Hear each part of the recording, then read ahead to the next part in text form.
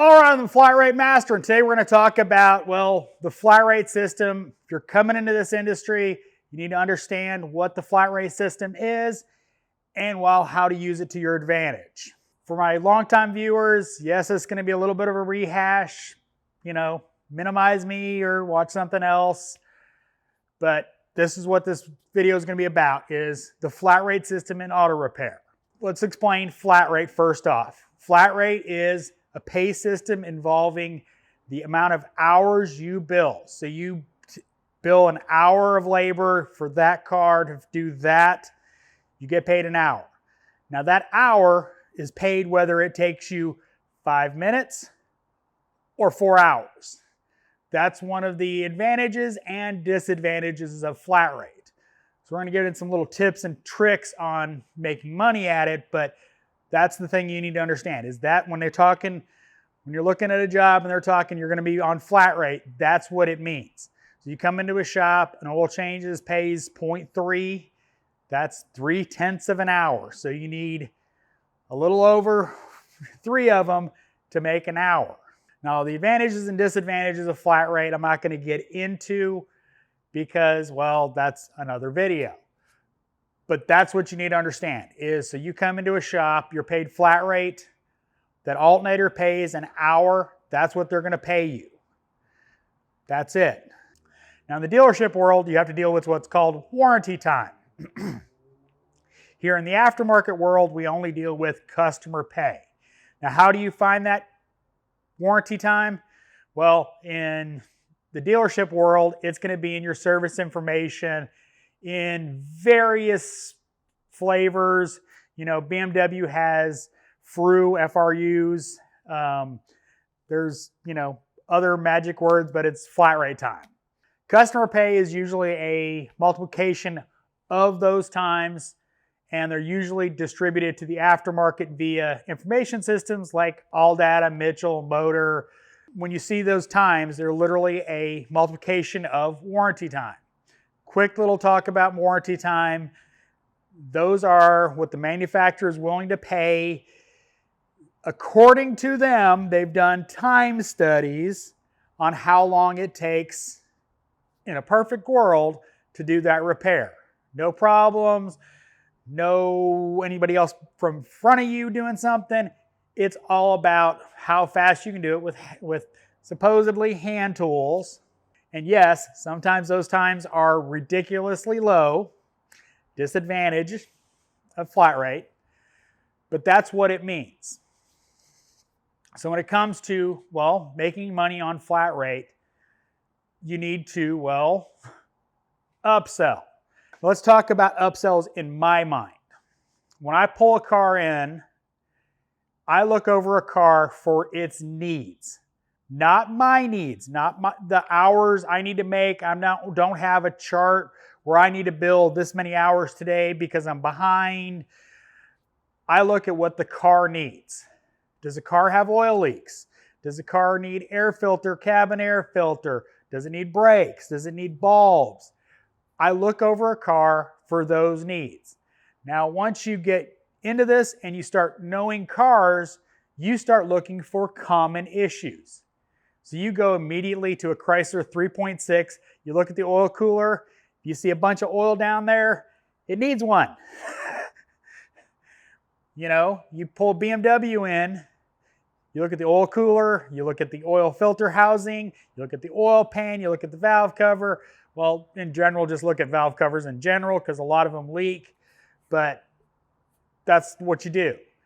It's not about upselling because you need to make hours. It's about what's right for the customer's vehicle. So don't be tempted with, oh, well, I bet I can sell this service on this car. No. Sell it right. Sell what the car needs. Sometimes it's literally pull a car in, change the oil, look at it, go, doesn't need anything, go park it. After you test drive, of course. There's going to be a lot of pressure, maybe from your management or maybe from yourself about flat rate. You're under pressure. You got to bill hours. You got to make that paycheck. And, yes, that is one of the issues with flat rate, is there is some stress involved if you let it get to you. And that's the thing is There's a mindset when it comes to working on flat rate. Some people just do not have that mindset. They don't have that ability to, look at it as it's just a pay system. They look at it as I gotta run and get this job done. If I don't get this job done, there's a joke around the shop, and the TV shows where they do amazing bills in like 24 hours or whatever. It's we don't get this job done, we're gonna lose the shop, and that can put a lot of stress on a technician, regardless of pay system. When the service writer is breathing out, I need to get this car back. I got to have this car tonight. Cars get done when they get done. That's one of the things you need to learn as a technician in general, is that you can only go so fast. Putting more pressure on you to move faster is only going to result in that job going longer because you screwed something up under that pressure. And that's one of the things that unfortunately does happen a lot with flat rate technicians or inexperienced flat rate technicians, is they start rushing to get through a job and they cut corners or they rush past something and get broke. Instead of, they're trying to do something the easy way, which turns out to be the hard way, and it takes longer than it should because somebody's trying to get creative.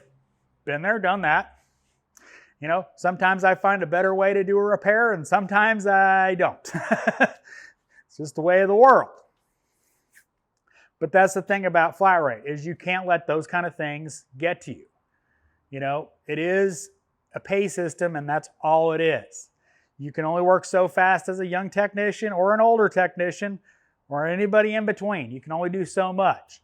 So first off, regardless of pay system, when the service writer is rushing you, put your headphones on, turn on the music you like, and just go back to work and work at your pace you're comfortable with. Just a little advice.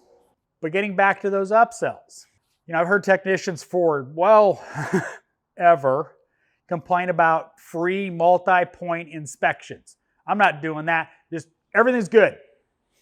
I'm not doing that. I'm not getting paid. You're losing money. One of the best things you can do as a technician is look at a car.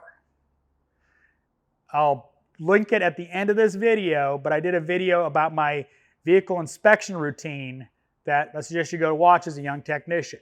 When I pull a car in, I look it over. Why? Because I want to take care of the customer's car and I want to make money. So I want to look at the brakes. I want to look for safety concerns. I want to look for oil leaks. I want to look for conditions of filters and fluids. We had a customer come in the other day with a vehicle with a transmission that is known to fail if you don't service the transmission fluid. Known. Those transmissions will go 200,000 miles if you change the fluid. They didn't change the fluid ever. It was black. It failed. They declined to repair.